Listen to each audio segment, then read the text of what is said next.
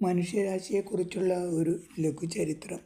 അടുത്ത കാലത്ത് വിപ്ലവകരമായൊരു മാറ്റം ഗണിതശാസ്ത്രത്തിലെ ലിപി വ്യവസ്ഥ ഉയർത്തിയിട്ടുണ്ട്. 0 എന്നീ അക്കങ്ങൾ ബൈനറി സ്ക്രിപ്റ്റ് മാത്രം ഉപയോഗിച്ച് വൻതോതിൽ വിവരങ്ങൾ സമാഹരിച്ച് സൂക്ഷിച്ചു വെക്കുന്ന രീതി നിലവിൽ വന്നിട്ടുണ്ട്. ഇപ്പോൾ കമ്പ്യൂട്ടറിൽ ടൈപ്പ് ചെയ്യുമ്പോൾ 0 എന്നീ അക്കങ്ങളുടെ വ്യവസ്ഥ കോമ്പിനേഷനുകളാണ് ഉപയോഗപ്പെടുത്തുന്നത്. മനുഷ്യാവബോധത്തിൻ്റെ ദാസിയായിട്ടാണ് എഴുത്ത് പിറന്നതെങ്കിലും ഇപ്പോൾ അത് യജമാന ഭാവത്തിലേക്ക് ഉയരുകയാണ്.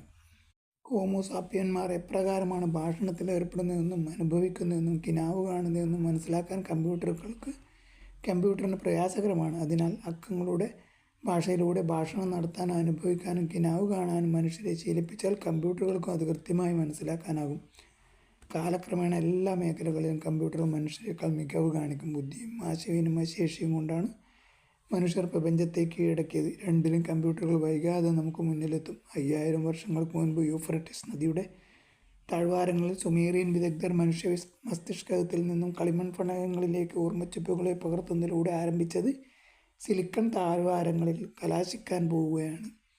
കമ്പ്യൂട്ടർ ഇവിടെ തന്നെ ഉണ്ടാകും, പക്ഷേ പ്രപഞ്ചത്തിൻ്റെ പരമാർത്ഥം അവന് പിടികിട്ടുകയില്ല. ലോകത്തിൻ്റെ പുതിയ ഭരണാധികാരികൾ പൂജ്യങ്ങളെയും ഒന്നിൻ്റെയും നീണ്ട നിരയായിരിക്കും.